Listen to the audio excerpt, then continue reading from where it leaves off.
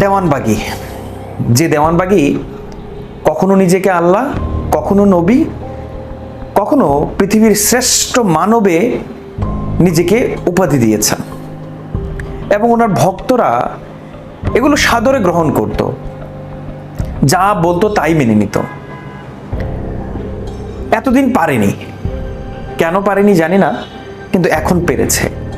আজকে দেখলাম ভণ্ডর আস্তানা গুড়িয়ে দেয়া হচ্ছে। আসলে আমাদের বাংলাদেশে একটা সহজতম বিজনেস এই মাজারগুলোকে ব্যবহার করা। টাকা ইনকামের খুব সহজ একটা জায়গা একটা মানুষের কবর, এটাকে ব্যবহার করে তারা যুগের পর যুগ নিজের স্বার্থ হাসিল করে নিয়েছে। আমরা কখনো অস্বীকার করতে পারবো না হক্কানি আলেম আমাদের সমাজে নেই। আমরা কখনো অস্বীকার করতে পারবো না যে হক্কানি পীর বাংলাদেশের জমিনে নেই, ছিল না, এটা কখনো অস্বীকার করতে পারবো না। যারা এই বাংলাদেশে বা এই উন্নত বিশ্বে ইসলাম প্রচারে নিজেদেরকে নিয়োজিত রেখেছিল, ইসলামকে প্রচার করেছে, কিন্তু তারা এই বিকৃত ইসলাম তারা প্রচার করে যায়নি। এখন যারা এগুলো করছে সামান্য কিছু টাকার জন্য, সামান্য কিছু জনপ্রিয়তার জন্য তারা ইসলামকে এমনভাবে বিকৃত করে প্রকাশ করেছে, তাই তো ওরা সুযোগ পেয়ে বারবার আমাদের ইসলামের উপর আঘাত করছে। আমরা সেই সমস্ত মাজার গুড়িয়ে দিতে চাই যারা ইসলামকে বিতর্কিত করে, যারা ইসলাম বিকৃত করে প্রকাশ করে। আমরা সেই সমস্ত মাজার গুড়িয়ে দেব না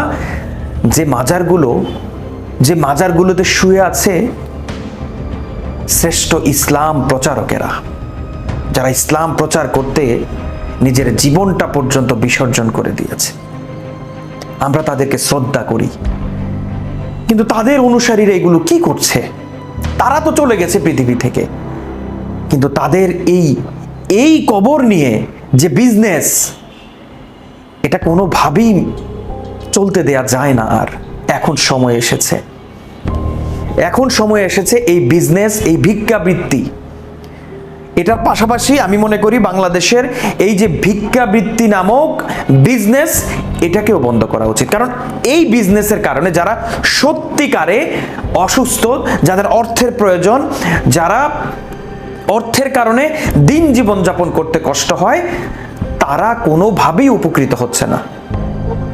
আমাদের ঢাকা শহরে এমনও ভিক্ষুক রয়েছে তার 2তলা 3তলা বাড়ি আছে। ভিক্ষুকদের সিন্ডিকেট, কে কোন এরিয়াতে ভিক্ষা করবে সেটাও ভাগ করে দেয়া আছে। সুস্থ মানুষের চোখ উপড়ে ফেলে, হাত ভেঙে, পা ভেঙে, দেহ বিকৃত করে তাদেরকে ভিক্ষা করতে বাধ্য করা হচ্ছে। তাদের বডি ল্যাঙ্গুয়েজ চেঞ্জ ভেঙে উপড়ে ফেলে তাদের বডি ল্যাঙ্গুয়েজ চেঞ্জ করে আপনার আমার কাছে ভিক্ষা করতে তাদেরকে বাধ্য করছে। ওই সমস্ত জায়গাগুলো পর্যন্ত বের করে, ওই সমস্ত মানুষদেরকে পর্যন্ত বের করে এই ভিক্ষাবৃত্তি বন্ধ করতে হবে। না হয় আমাদের সমাজে যারা সত্যিকার অর্থে ক্ষুধার্ত, সেই মানুষগুলোর কাছে আমরা খাবার পৌঁছে দিতে পারবো না। তার আগেই ওই যে যারা এই বিজনেস নিয়ে বসছে, তারাই ভোগ করে ফেলবে।